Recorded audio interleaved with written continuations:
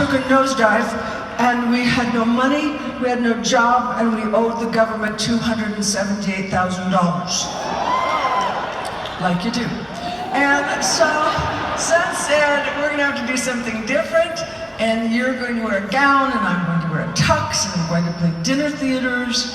And I was thinking kind of like London, Paris, velvet ropes, limousines, long gowns, and yet, no. Our place was more like hookers and strippers and I don't even know what else, okay? And our first gig was at this place called the Elmwood Casino in Windsor, Ontario. And, oh, you don't come from there. Nobody comes from there. Anyway, so we played 2 shows a night, 7 nights a week, and the first show wasn't so bad because it was a dinner show, and so the people would be eating, and it was like eating. Oh my God, they suck, eating. But the midnight show, when the 4 people showed up, it was terrible because they hated us. And I always thought that the drunker they got, the more talented Sonny and I would seem. But that never happened. So one night I got pissed off, and then, I'm telling you, everything I'm telling you is true. I got pissed off, and I turned around and I started to make the band laugh. And Sonny thought that was the most hysterical thing he'd ever seen. Then we started making each other laugh, and I don't know if you ever saw Sonny and Cher.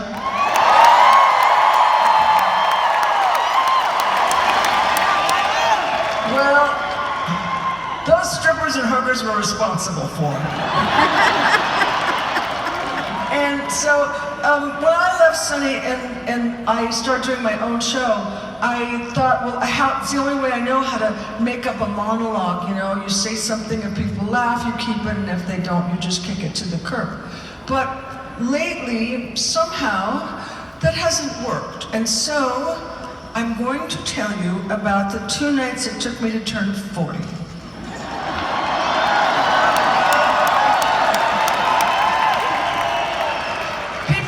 Like it. So it was the night of May 19th, and I was in my favorite club, Heartbreak, and I was with my best friend Paulette, and we were sitting on top of these red leather banquette things, you know, like a table here, and then you pop up like that, and you're high. I mean, you're higher than everybody else. And and I was drinking a beer because I thought it would make me look cool. And you know, my dress was up to here and down to here, and all I kept thinking was, oh, you're 40, I can't believe how hot you are.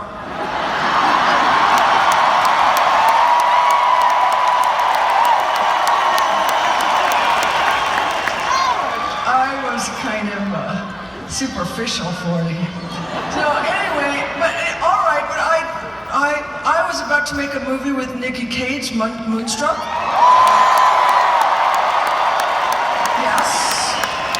And no one was saying, oh, keep her away from the child, keep her away. He was 21, I looked better than he did.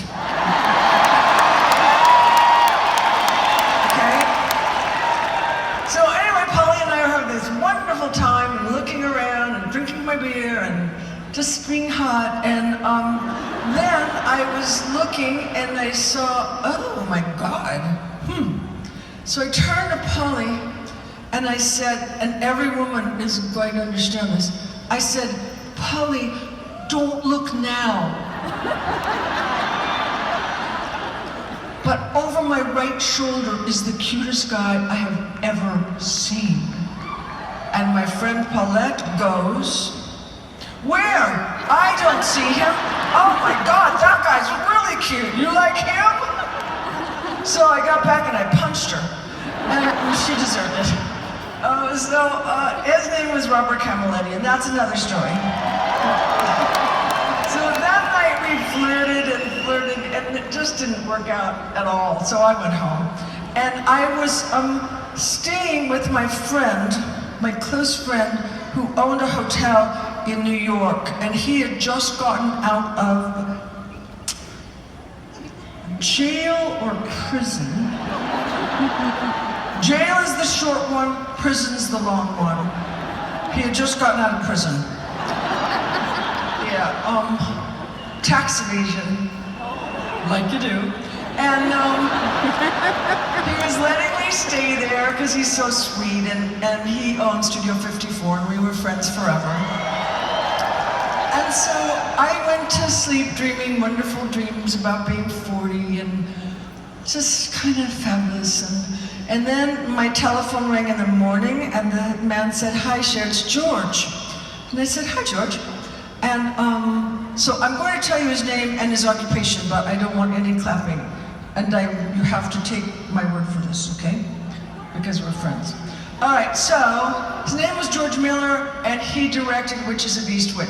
No clapping. I said no clapping. You guys can't take any kind of direction. All right, well, you'll be sorry. Everyone who clapped will be very sorry.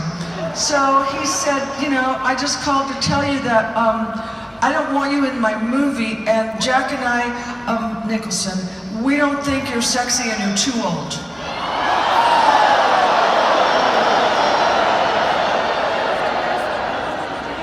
Good morning, 40!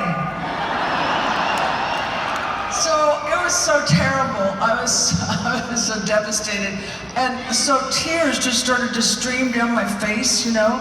And, but I didn't want him to know it. And usually too, when people in Hollywood insult you, they get off the telephone, but he's from Australia, so I guess he didn't know that. So anyway, he kept going on, and like, I don't like the way you laugh, and I don't like the way you talk, and I don't like the way you walk, and I don't like anything about you. And then I said, okay, look, motherfucker.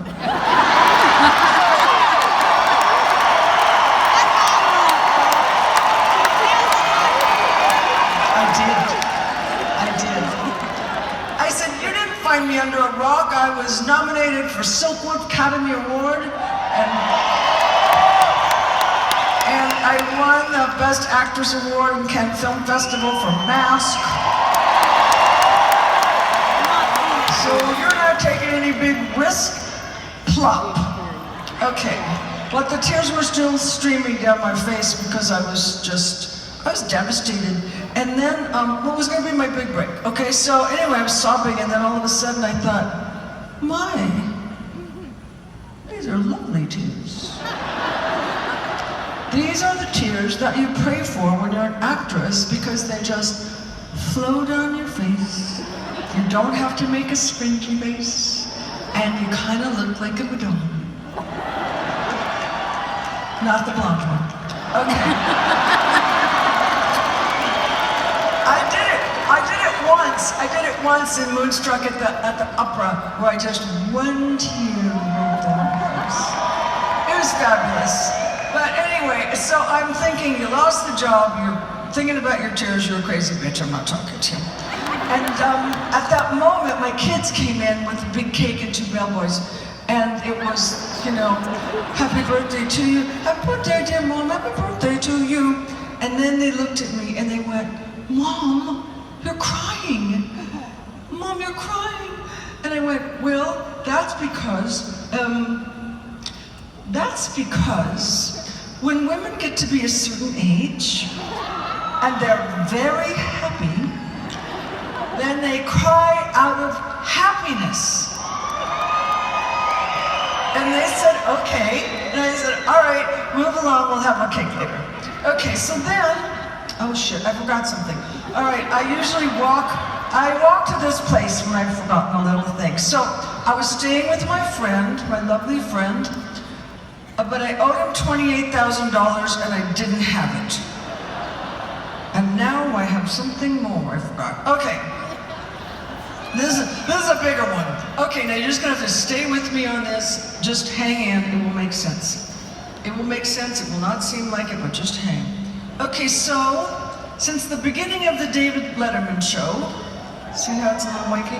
So he'd always wanted me to be on, and I never wanted to be on. And now I can go back to the first place. Okay. So, 3 days before my birthday, they called from David Letterman and said, how would you like to spend your birthday with Dave? And I said, I would love to for $28,000.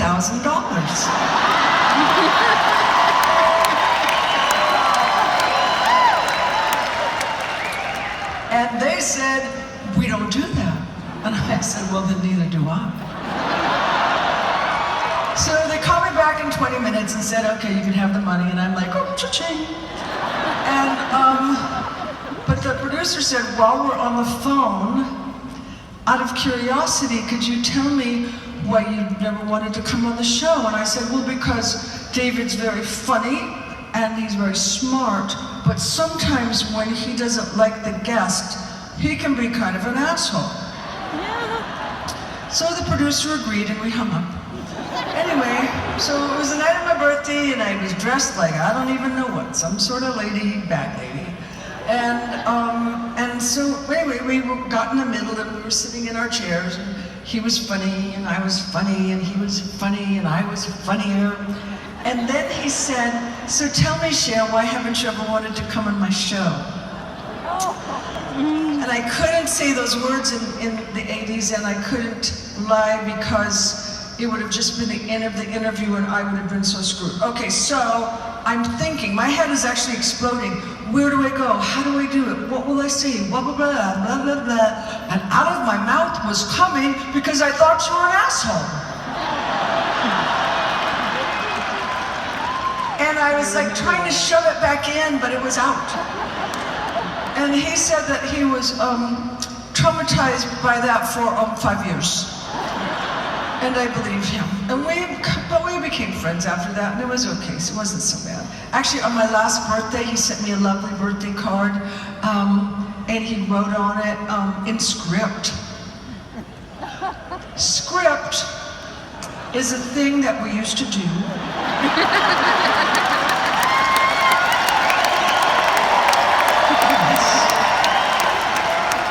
And it's very curly, and it's kind of beautiful, and we did it on paper, and you're never gonna need it. Okay.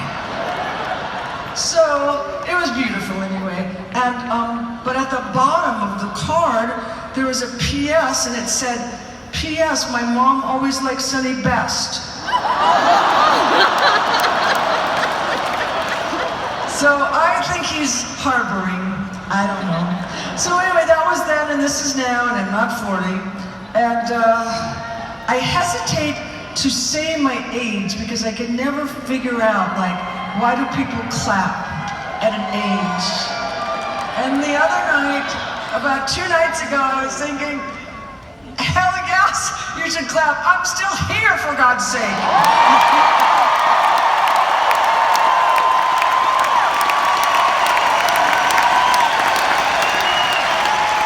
Just remember this, when I'm running across the stage back and forth for all this time, I'm 72.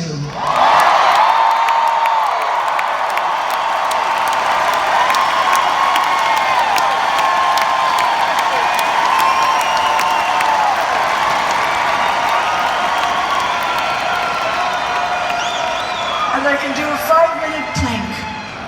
All right. So before we start this extravaganza, I just have one thing to say, and that is, what's your granny doing tonight?